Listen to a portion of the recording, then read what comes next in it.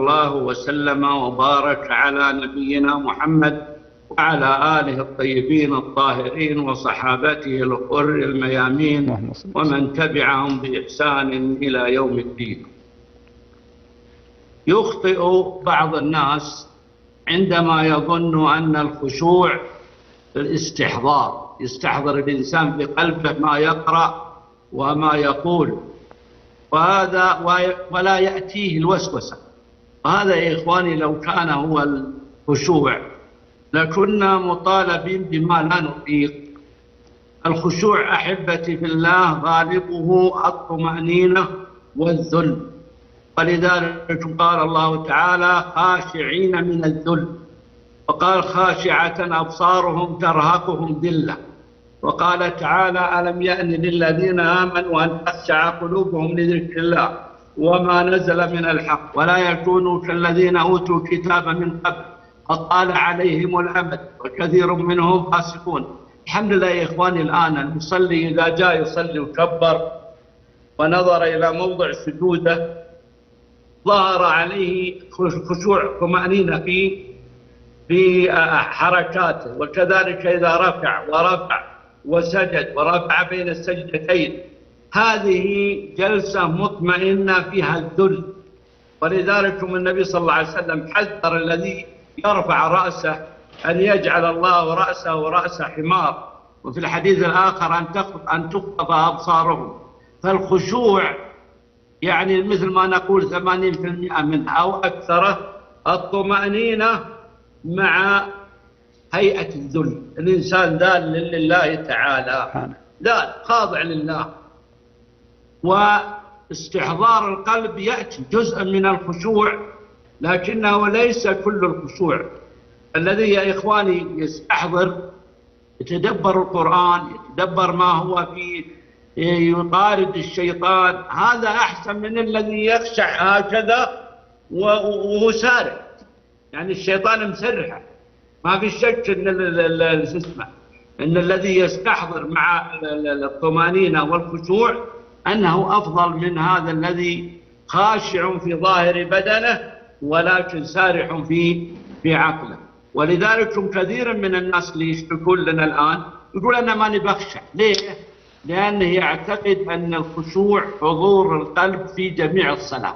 يعتقد ان اذا قال الله اكبر يتدبر الله اكبر، إذا قرأ الفاتحة هذا ممتاز، بس هذا لا تستطيعه، هذا لا يمكن أن يستطيعه بشر من أول الصلاة إلى آخرها. هذا ليه؟ لأن النبي صلى الله عليه وسلم أخبرنا بأن الشيطان يجري من ابن آدم مترا، وأخبرنا صلى الله عليه وسلم بأن الشيطان إذا أذن المؤذن ثم أقام المقيم في كل حالة منهم ويتولى يهرب وله ضراط من شدة حمل الذكر عليه.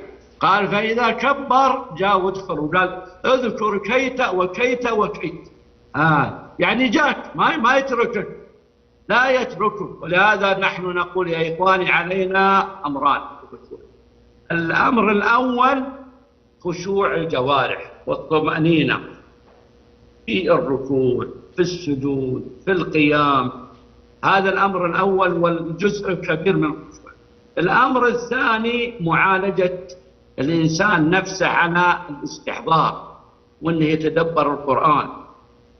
ولهذا نقول الآن يسألنا بعض الناس في رمضان يقول بجواري مسجد وبعيد عني مسجد، الذي إذا صليت معه بجوار البيت ما أخشع ما استحضر، بينما إذا صليت مع قارئ جيد كأنني أسمع الآيات كأنها أول مرة تمر على ذهني، أخشع. فنقول له يا أخي رحل المكان الذي تخشع فيه، لأن النبي صلى الله عليه وسلم يقول احرص على ما ينفعك.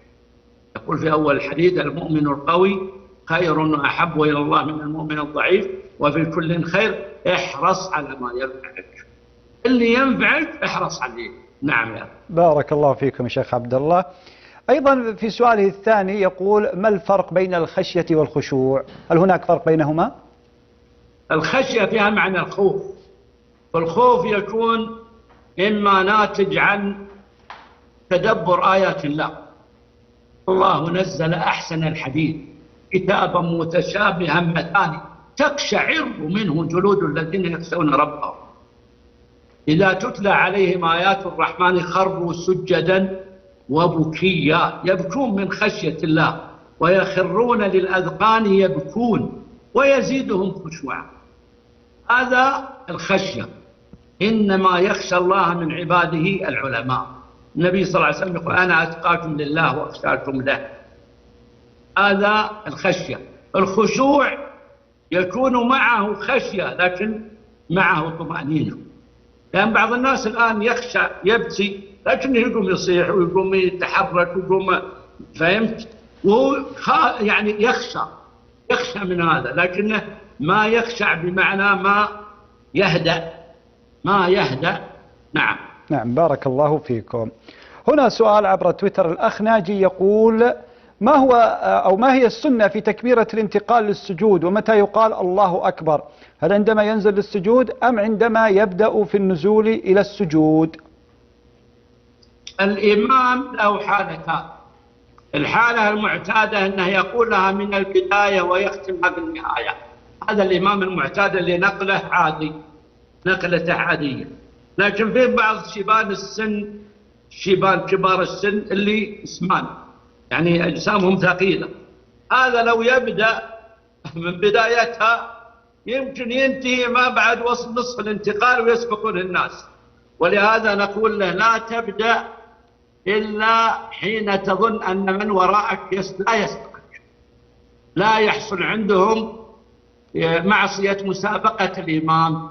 لأن الأثر عن ابن عمر وغيره أنهم قالوا للذي سابق لا وحدك صليت ولا بإمامك اقتديت. نعم. نعم بارك الله فيكم شيخ عبد الله.